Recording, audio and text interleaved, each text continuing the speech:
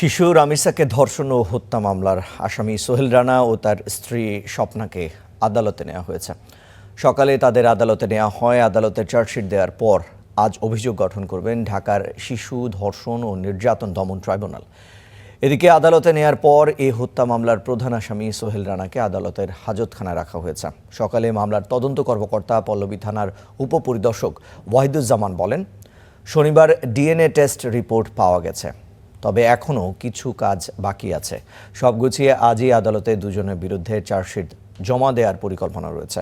গত ১৯ মে পল্লবীর বাসা থেকে উদ্ধার করা হয় রামিসার মরদেহ। আরও জানবো সহকর্মী মোহাম্মদ তসলিম হোসেন রনি আদালত চত্বর থেকে আমাদের সঙ্গে যুক্ত হচ্ছেন। রনি, এখনও কি আদালত চত্বরে এই আজকে যে চার্জশিট জমা দেওয়া হবে সেই প্রক্রিয়া শুরু হয়েছে কিনা, এবং এই যে অভিযুক্ত যে দুজন আছেন আসামি তাদেরকে আনা হয়েছে, কি পরিস্থিতি দেখছেন? যখন একটি বিচারিক প্রক্রিয়া দ্রুত সম্পন্ন করার ইচ্ছা পোষণ করে সরকার, সেটারই একটি লক্ষণ কিন্তু আদালতে দেখা যাচ্ছে। এবং বিচারিক প্রক্রিয়ার প্রথম মাধ্যম হচ্ছে আদালতে চার্জশিট দাখিল করা, এবং সেই সাথে ঘটনার সঙ্গে জড়িত ব্যক্তিদেরকে যখন আদালতে উপস্থিত করা হয় তখন বোঝা যায় যে আসলে মামলাটি এখন ট্রায়ালের দিকে যাবে, মানে বিচারিক প্রক্রিয়ার দিকে যাবে। সেই ক্ষেত্রে এই মামলাটি ঢাকার পল্লবী জোনাল সিএমএম কোর্ট যেটা ছিল সেখানে ৩৪ নম্বর আদালতে এই মামলায় 164 দিয়েছিলেন সোহেল রানা। সেখানে কিন্তু তার স্ত্রী স্বপ্নাকেও তিনি সম্পৃক্ত দেখিয়েছিলেন। সেই ঘটনার পর সোহেল রানা গ্রেপ্তার হওয়ার পরে তার 164 গ্রহণ করার পরে কিন্তু আজকে রবিবার যেই দিন, এই বিশেষ দিনটা কিন্তু আপনার আদালতে আসলে কার্যকরী হওয়ার যেই মাধ্যম যেটা, সেখানে বোঝা যাচ্ছে যে আসামিদের উপস্থিতি, এবং আসামিদের উপস্থিতি আসলে জানান দেয় যে আসলে এই মামলাটা বিচারের দিকে যাচ্ছে।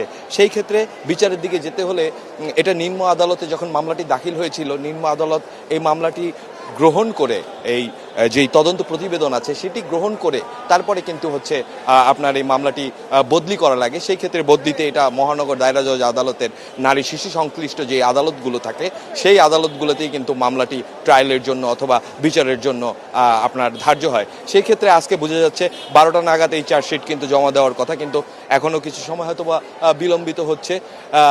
এই মামলার যে তদন্তকারী কর্মকর্তা আছে উনি নারী শিশুর যেই ট্রাইব্যুনাল আছে জিআর শাখা, সেই শাখাতেই কিন্তু প্রথমে এই তদন্ত প্রতিবেদন জমা দিবেন, তারপরে সংশ্লিষ্ট আদালতে এটা দাখিল হবে, এবং সেই ক্ষেত্রে বাদী যদি এটাকে একসেপ্ট করে যে হ্যাঁ এই তদন্ত প্রতিবেদন ঠিক আছে, তারপরে কিন্তু এই মামলাটি মহানগর দায়রা জজ আদালতে বদলি হয়ে যাবে।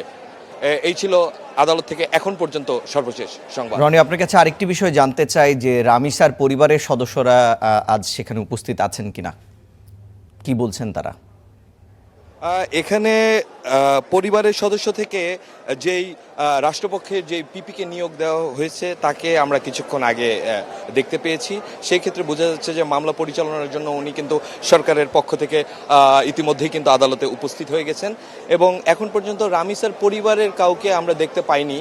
হয়তোবা নিরাপত্তার কারণে তাদেরকে অন্য কোথাও রাখা হয়েছে, হয়তোবা যখন এই কোর্টে মামলার চার্জশিটটি জমা পড়বে হয়তোবা তখন তারা আদালতে উপস্থিত হবেন, এবং তাদের যে বক্তব্য যে এই মামলার চার্জশিটের সঙ্গে আসামির সম্পৃক্ততার বিষয়গুলো এসেছিল, তারা যদি বাদীপক্ষ এই কথাগুলো যদি মেনে নেয় সেই ক্ষেত্রে এই চার্জশিট গ্রহণ হওয়ার পরেই কিন্তু এই মামলার বিচারিক কার্যক্রম আনুষ্ঠানিকভাবে ঢাকার মহানগর দায়রা জজ থেকে কিন্তু পরিচালনা শুরু হবে। রনি, আপনাকে ধন্যবাদ।